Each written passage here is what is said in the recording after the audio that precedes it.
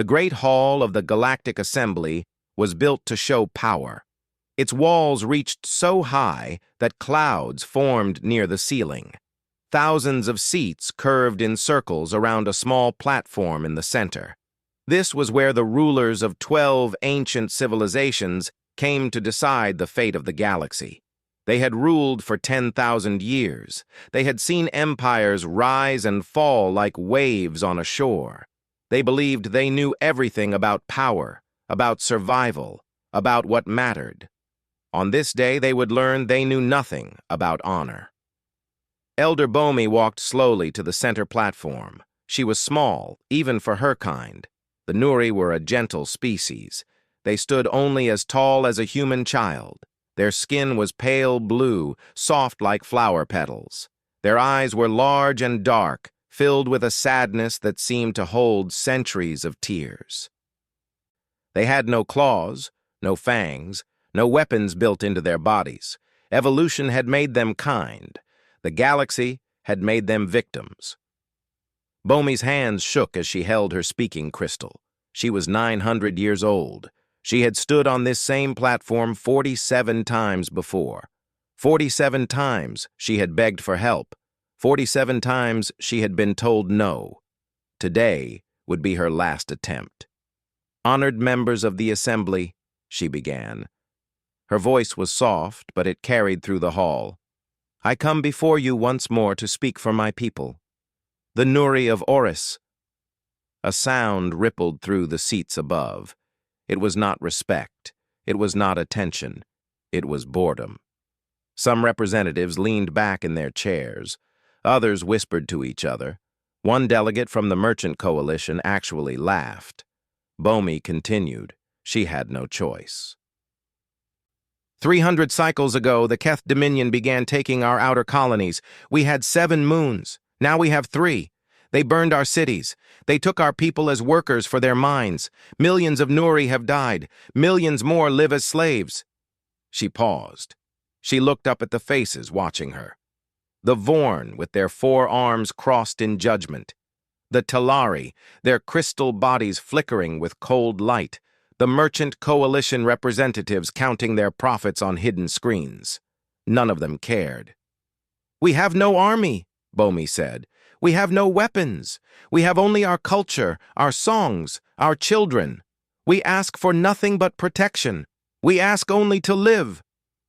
The Speaker of the Assembly, a massive Vorn named Torvax, raised one of his 4 hands. The gesture meant she should stop talking. "Elder Bomi," Torvax said. His voice boomed like thunder. "The Assembly has heard your petition many times. Our answer remains the same. The Nuri possess no strategic resources. Your moons offer no military value. Your people contribute nothing to galactic trade." Bomi felt her heart sink. The Nuri had 2 hearts. Both of them were breaking. "We contribute art," she said quietly. "We contribute music. We contribute kindness." Laughter filled the hall. Real laughter, the kind that cuts deeper than any blade. "Kindness," repeated the Merchant Coalition delegate. "Can kindness fuel a starship? Can music power a weapon? Can art buy protection?" "It should," Bomi whispered. But no one heard her. Torvax waved his hand again.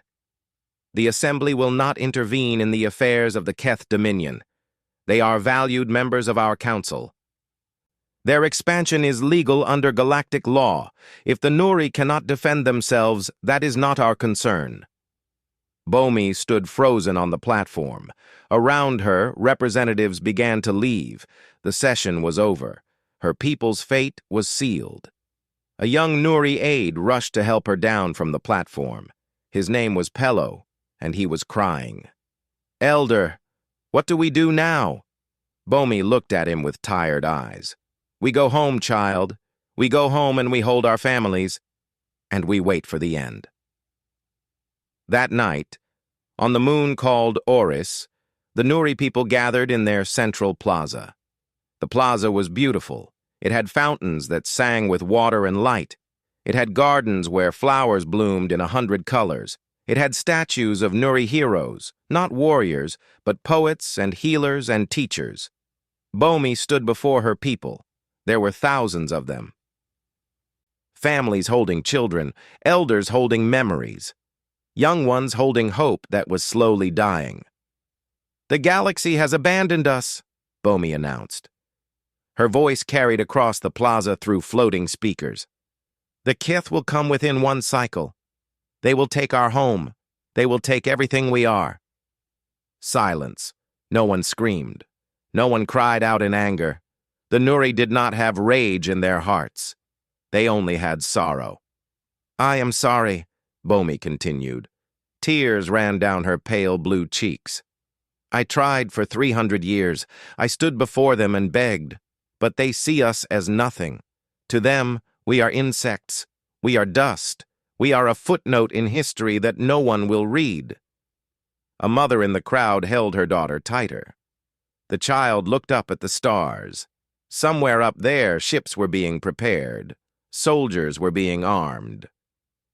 An entire civilization was getting ready to erase her people from existence. "What do we do, Elder?" someone called out. Bomi had no answer. For the first time in 900 years, she had no words of comfort. "We live," she finally said. "We live as we have always lived, with grace, with love, with dignity. If this is our end, let it be an end worthy of who we are." The Nuri began to sing. It was an old song, older than space travel, older than the first Nuri who looked at the stars and wondered what was out there.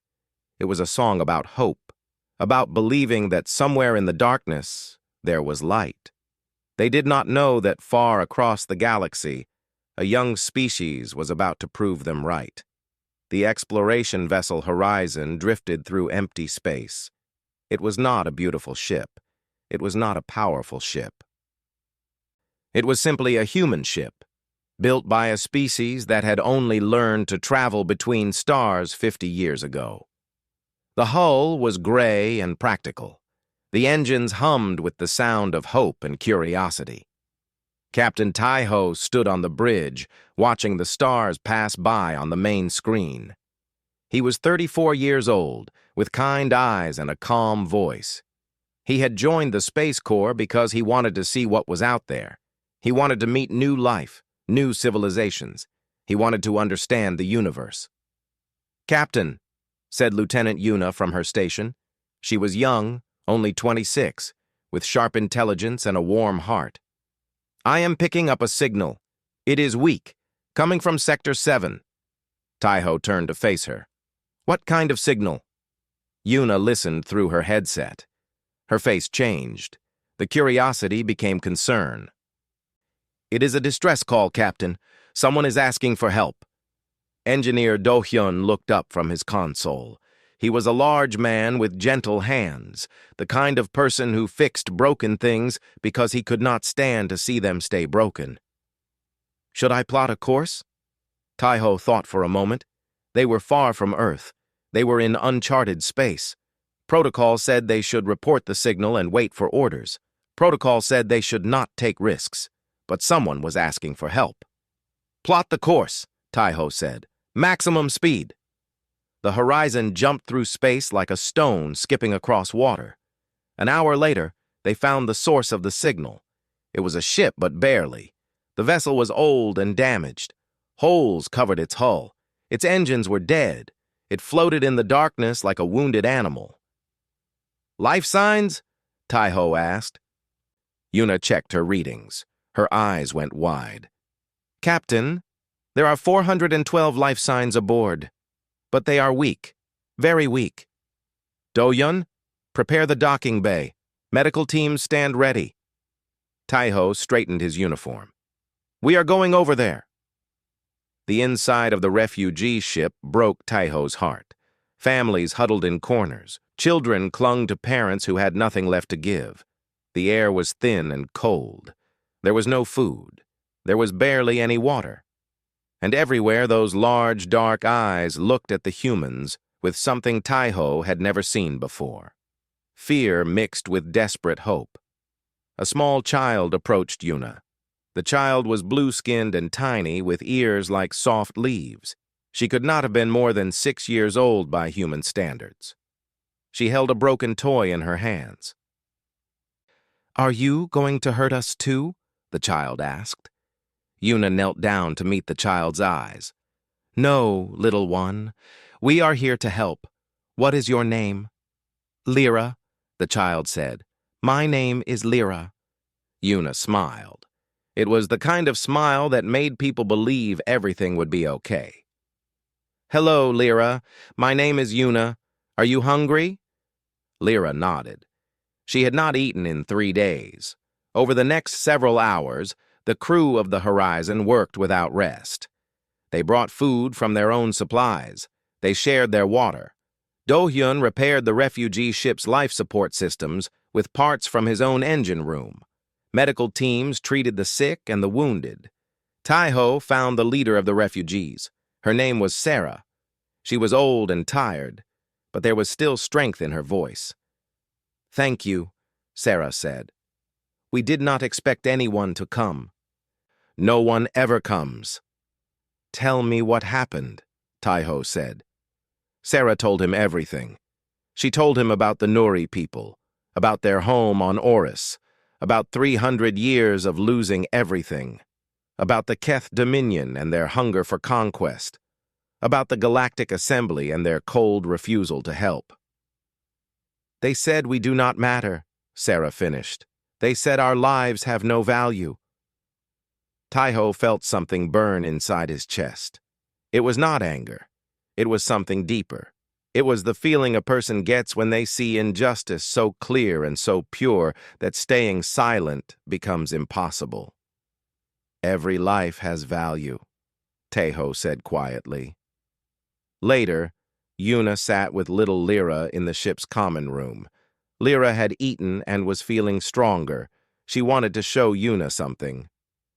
"This is my memory crystal," Lyra said. She held up a small blue stone. When she touched it, light poured out. Images floated in the air. Yuna saw a beautiful village. Blue-skinned children played in gardens. Adults sang while they worked. There were no soldiers, no weapons, no walls, just peace. Then the images changed. Ships fell from the sky. Fire spread through the gardens. The singing stopped. The children ran. Yuna saw Lyra's mother pushing her toward a shuttle. She saw the fear in her mother's eyes. She heard her mother's last words. "Find somewhere safe, my flower. Find someone kind." The images faded. Lyra was crying. Yuna held the child close. Her own tears fell onto Lyra's small shoulders. "I will find you somewhere safe," Yuna whispered. "I promise." That night, Taiho recorded a message. He sent it directly to Earth Command, marked urgent. His voice was steady, but his words carried weight. "This is Captain Taiho of the Horizon. We have made contact with refugees from a species called the Nuri. They are facing extinction.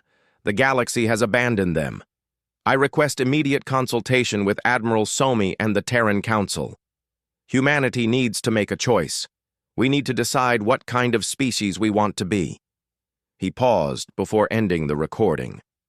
"I know what I think we should be." The message traveled across the stars. It reached Earth in 17 hours. It landed on the desk of Admiral Somi, a woman who had spent her whole life believing that humanity was meant for something greater than survival. She read the message 3 times. Then she called an emergency meeting. The United Terran Council met in Seoul, in a building made of glass and light. 20 representatives sat around a circular table. They led a species that had only known about alien life for 60 years. They governed a civilization that had almost destroyed itself before it reached the stars. They were young, scared, and hopeful. Admiral Somi stood at the center of the room. She was 57 years old. Her hair was gray, but her eyes were sharp. She had seen humanity at its worst. She still believed in humanity at its best. "Thank you all for coming on short notice," Somi began. I will not waste your time with long introductions. We have a decision to make. It may be the most important decision humanity has ever faced. She pressed a button. Images appeared in the air above the table, blue-skinned refugees, burning villages, children crying in the dark of space. These are the Nuri, Somi said. They are a peaceful species from a moon called Oris. For 300 years, an empire called the Keth Dominion has been destroying them, taking their homes, killing their people, turning survivors into slaves. The council members watched in silence. Some looked uncomfortable, some looked sad, some looked away. The Nuri asked the Galactic Assembly for help, Somi continued. 47 times they asked. 47 times they were refused. The galaxy has decided that the Nuri do not matter, that their lives have no value. Councillor Hajun raised his hand. He was 60 years old, a practical man who dealt in numbers and logistics. Admiral, this is terrible, truly terrible. But I must ask the obvious question. Why is this our problem? Somi had expected this. It is not our problem, Councillor. That is exactly why we should make it our problem. I do not understand. The galaxy does not care about the Nuri because they have nothing to offer. No resources, no military power, no economic value. If we only help those who can help us back, we are no different from the civilizations that ignored them. Hajun shook his head. Admiral, humanity is new to the galactic stage. We are weak. The Keth Dominion has 200 warships. We have 40. The Galactic Assembly has warned us to stay quiet and learn our place. If we interfere, we make enemies of powers that could destroy us. Then we will be destroyed, Somi said simply. The room erupted. Voices overlapped. Fear and doubt filled the air like smoke. Somi raised her hand. Please, let me finish. Then we will hear other perspectives. She brought forward another image. It was Earth, seen from space, blue and green and beautiful. 100 years ago, we almost killed ourselves. Wars, climate collapse, disease. We came so close to ending our own story. Do you know what saved us? It was not weapons. It was not wealth. It was the decision to help each other. To believe that every human life had value. To build a world where no one was left behind. She looked around the room. That decision made us who we are. If we abandon it now just because we are scared, then we have already lost everything that matters. The door opened. Captain Tejo walked in, still wearing his uniform from the horizon. He had traveled for 3 days without sleep to be here. Behind him came Dr. Minji, a xenoanthropologist who had spent her life studying alien cultures. Captain Tejo, Somi said, you were there.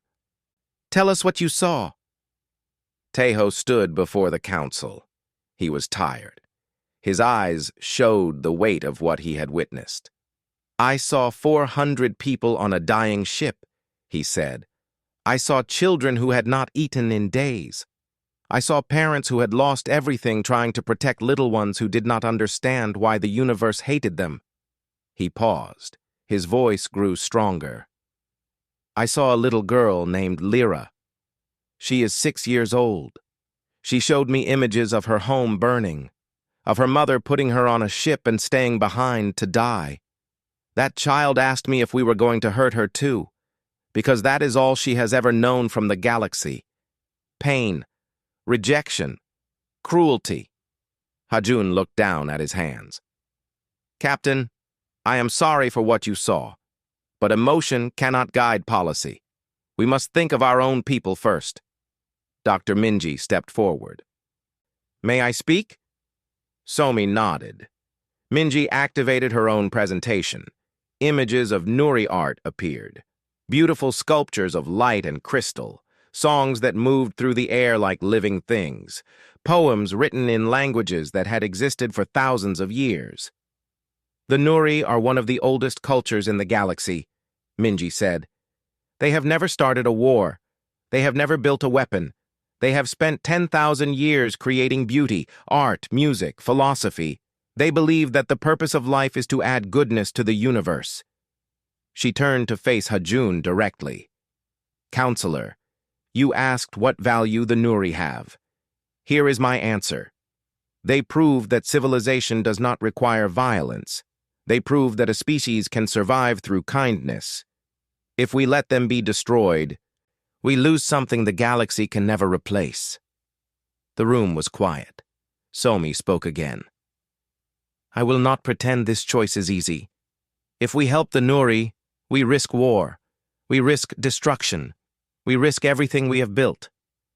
She looked at each council member in turn. But I would rather risk everything for the right reason than protect everything for the wrong one. The vote was called. 12 in favor of helping the Nuri. 8 opposed. Admiral Somi nodded slowly. Then it is decided. Humanity will stand with the Nuri. She drafted the message herself. It was sent to the Galactic Assembly within the hour. The words were simple and clear. The people of Earth hereby declare the Nuri species to be under Terran protection. Any attack on the Nuri will be considered an attack on humanity. We ask the Keth Dominion to cease their aggression immediately. We ask the Galactic Assembly to recognize the fundamental value of all life, regardless of economic or military worth. Humanity will not stand by while innocents are destroyed. This is not a request. This is who we are. The galaxy received the message with shock. The Galactic Assembly responded with mockery. The youngest species in the galaxy had forgotten its place. The Keth Dominion responded with rage. How dare these primitive humans interfere? But on the moon called Oris, where the Nuri awaited their end, something else happened. Elder Bomi read the message. She read it again and again. Then, for the first time in 300 years, she smiled. Someone heard us, she whispered. Someone cared. Hope, like light, can travel across any distance. The Keth War Fleet jumped into the Oris system like a storm made of metal and fire. 200 warships, each one larger than anything humanity had ever built.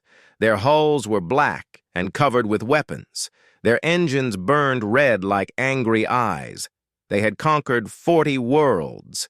They had never known defeat. Commander Sunwoo stood on the bridge of the Terran flagship Unity. He was 41 years old, a soldier who had hoped he would never have to fight a real war. Now he faced an enemy 5 times his size. Around him, his officers worked in silence. Fear lived in the air, but so did determination. How many ships do we have? Sunwoo asked. 40, Commander, replied his tactical officer. The Keth have 200. Then each of us must fight like 5. Sunwoo allowed himself a small smile. Good thing humans are stubborn. The human fleet formed a line between the Keth Armada and the moon of Oris. Behind them, 3 million Nuri waited. They could not fight. They could not run. They could only hope that these strange new aliens from a distant world would keep their promise. The Keth Admiral appeared on the communication screen. His name was Keth Vorn, and he was massive. His species was built for war. 4 arms, armored skin, teeth like blades. He looked at Sunwoo the way a giant looks at an insect. Human, Keth Vorn said, you are in our way. Move aside and we will let you live. This is not your war. Sunwoo stood straight. His voice was calm. You are right. This was not our war. We had no reason to be here. The Nuri cannot help us. They cannot pay us. They cannot fight beside us. They are simply people who want to live. He paused. But you made this our war when you decided their lives did not matter. When you decided that being weak was reason enough to die. Humanity chooses differently. Humanity chooses to stand with those who have no one else. Keth Vorn laughed. It was an ugly sound, like rocks grinding together. Pretty words from a dead species. You have 40 ships. I have 200. Your math is poor. Maybe, Sunwoo said, but our hearts are strong. He ended the communication and turned to his crew. All ships, he announced through the fleet channel. This is Commander Sunwoo. Today we fight for people we have never met. We fight for children who will never know our names. We fight because it is right.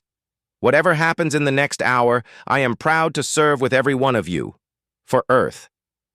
For the Nuri. For everyone who was ever told they did not matter.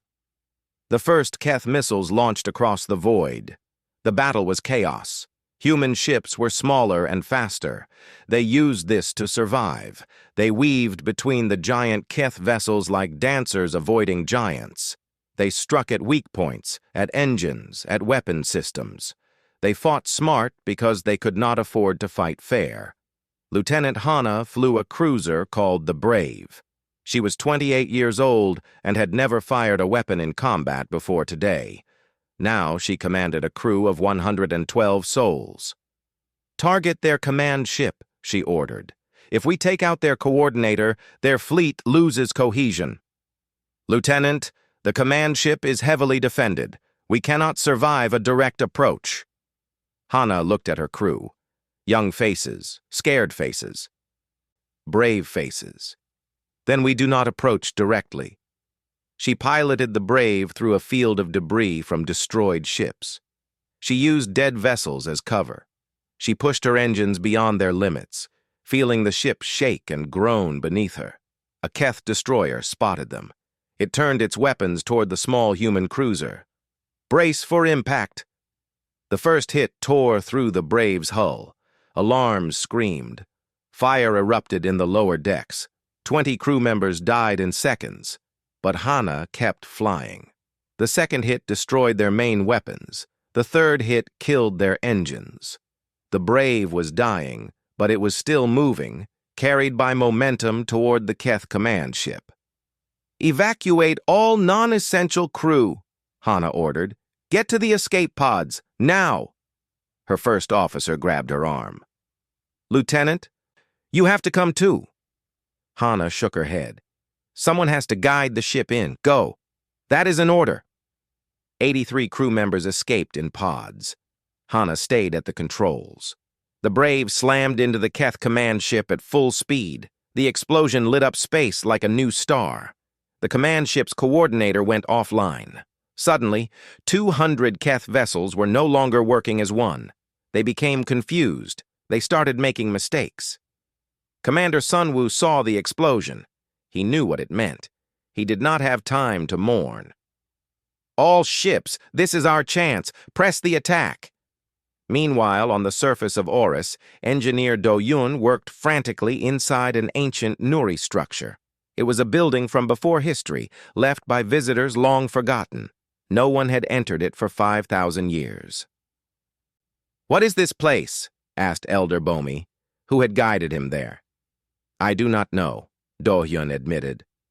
But Captain Taiho said the Nuri spoke of old allies who helped you once. Maybe they left something behind. He connected his equipment to the ancient systems. Lights flickered on. Machines that had slept for millennia began to wake.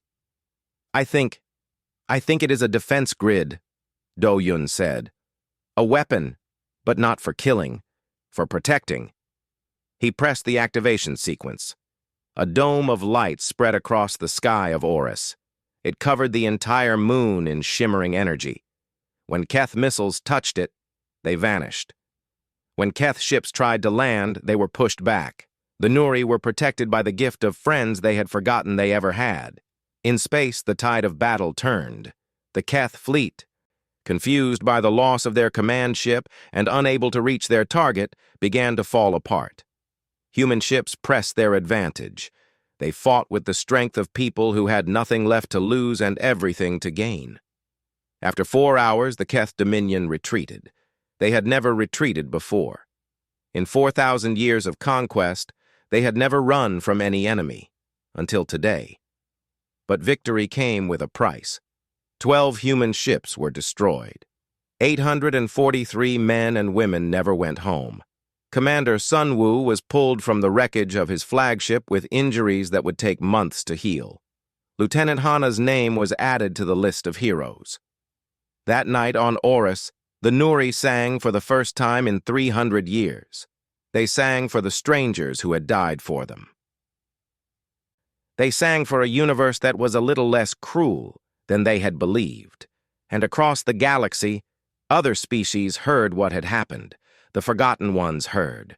The conquered heard. The abandoned heard. They heard that someone had finally stood up. They heard that humanity had chosen to be kind. And they began to hope. 3 months passed. The galaxy changed. The Great Hall of the Galactic Assembly was full again. But this time, something was different. The 12 ancient civilizations sat in their usual seats, but they were not comfortable. They were not laughing. They were watching the door with something that looked very much like fear. The door opened. Admiral Somi walked in, her uniform decorated with medals from a war she had never wanted to fight. Beside her walked Elder Bomi, no longer bent with despair. The old Nuri woman held her head high. Behind them came representatives from 15 other species, species that had been ignored, species that had been conquered, species that had been told they did not matter. They all walked together. Speaker Torvax rose from his seat. His 4 arms moved nervously. "This is irregular. These species have no standing in this assembly." "They do now," Admiral Somi said calmly. "They stand with humanity, and humanity has earned the right to speak." The assembly could not argue. Humanity had done something none of them had done. Humanity had bled for strangers. In the politics of the galaxy, that meant something. It meant everything. Elder Bomi stepped forward. She was no longer the broken old woman who had begged for help 47 times. She was the voice of the Nuri. First ambassador to the Terran Alliance, she carried the weight of her people's survival in her small frame. 300 years ago, I came to this hall for the first time, Bomi began. I was young then, full of hope. I believed that if we explained our situation clearly enough, someone would help. I believed that the galaxy had fairness in its heart. She looked around at the ancient faces watching her.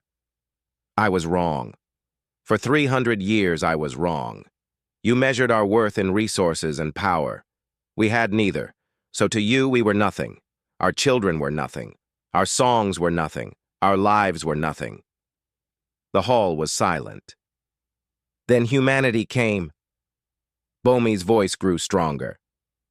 A young species, a weak species, a species you told to know its place. And do you know what they saw when they looked at us? They saw people. Not resources, not opportunities, people. She pointed at the human delegation. They did not ask what we could give them. They asked what we needed. They did not calculate the cost of helping us. They calculated the cost of looking away. And when the numbers did not add up, when logic said to stay home and stay safe, they came anyway. Admiral Somi stepped forward. The Keth Dominion has retreated. Their conquered peoples are rising up. The empire that terrorized this sector for 4,000 years is crumbling, not because of weapons, because of an idea, the idea that every life matters. The Merchant Coalition delegate spoke up. Earth's economy is struggling from the cost of the war. Your military is weakened. What did you actually gain? Somi smiled. We gained allies. 15 species have joined the Terran Alliance in the past 3 months. 50 more have asked for talks. Not because we are powerful, because we are trustworthy, because when we say we will protect someone, we mean it. She looked at the delegate with calm eyes. In the end, that is worth more than any resource, more than any weapon. You have ruled this galaxy for 10,000 years through fear. We will build something new through hope. Later, on the moon of Orus, the rebuilding had begun. Captain Taiho walked through the new settlement. Everywhere he looked, he saw change. Nuri buildings rose beside human structures. Schools taught both languages. In the medical center, human doctors worked beside Nuri healers. It was not perfect. There were challenges, there were misunderstandings, but there was also laughter. There was also music. There was also hope. Lieutenant Yuna found him near the central garden. She had recovered from her wounds, though she would carry scars forever. She did not mind. Scars meant you had survived something worth fighting for. "Someone wants to see you," Una said. Little Lyra ran across the garden. She was taller now, healthier. Her pale blue skin glowed in the sunlight. She crashed into Taiho's legs with a hug that nearly knocked him over. "You came back," she said. "I promised I would." Lyra pulled back and looked at him seriously. "I learned human words. Want to hear?" Taiho knelt down to her level. "I would love to." Lyra took a deep breath. Her pronunciation was careful, each word chosen with love. "Thank you," she said, "for being kind." Taiho felt tears in his eyes. He hugged her again. That evening, Elder Bomi held a ceremony. It was a Nuri tradition, saved for their greatest heroes. They gave small crystals that contained the light of their sun. It was their highest honor. It meant, you saw us when no one else would. Every surviving human soldier received a crystal. Every family of those who died received two. Commander Sunwoo attended in a hovering chair. His injuries were healing slowly. He held his crystal like it was the most precious thing in the universe, because it was. "We came here thinking we were saving you," he said to Bomi. "But I think you saved us. You reminded us who we were supposed to be." Bomi placed her hand on his. "Then we saved each other. That is what allies do." The ceremony ended with a joint song. Nuri voices blended with human ones. The melody was ancient, but the words were new. It spoke of darkness and light, of abandonment and hope, of a universe that could be cold but did not have to be. Far across the galaxy, the Keth Dominion held crisis meetings. Their conquered peoples were revolting. Their military was divided. Their empire was falling apart, not from outside attack, but from an idea they could not fight.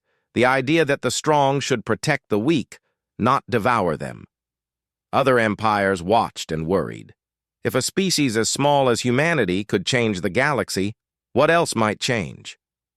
The Galactic Assembly debated reforms. Some wanted to crush humanity before they became a threat. Others argued that humanity had shown a better way. The debates would continue for years. But in the end, the Assembly's opinions did not matter as much as they once had. Because across the stars, other species were listening. They were watching, and they were choosing. They chose hope. On the final night of his visit to Oris, Captain Taiho stood on a hill overlooking the new settlement. Una stood beside him. Below them, lights from human and Nuri buildings mixed together like stars fallen to Earth. "They asked us why we fought for a species that could give us nothing," Una said quietly. Taiho nodded. "And we told them. That was exactly why." He looked up at the stars. Somewhere out there, more forgotten species were waiting. More abandoned peoples were hoping. Humanity could not save them all, but they could try.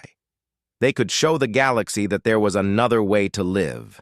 Not through power, not through fear, through kindness.